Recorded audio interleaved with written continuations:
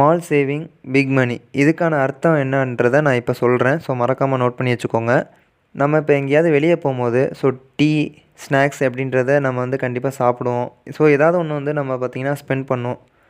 எப்படி இருந்தாலும் வந்து நம்ம 50லேருந்து ₹100 நம்ம ஈஸியாக ஸ்பெண்ட் பண்ணிடுறோம். ஸோ இதுவே வந்து பார்த்திங்கன்னா டெய்லி நீங்கள் ஒரு 50 நம்ம சேவ் பண்ணினா என்ன யூஸு அப்படின்றத நான் உங்களுக்கு சொல்கிறேன். ஸோ இப்போ நீங்கள் என்ன நினைப்பீங்க, ஒரு ₹50 சேவ் பண்ணால் நம்மளால் இதில் என்ன யூஸ் அப்படின்னு சொல்லிட்டு நீங்கள் ஒரு திங்கிங் வரும்.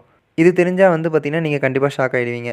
என்னென்னா ஒரு 50 வந்து நம்ம டெய்லி சேவ் பண்ணுறோன்னா 1 மந்தில் வந்து உங்களுக்கு 1500 ஆகுது. ஸோ அதுவே 1 இயரில் வந்து 18,000 ஆகும்.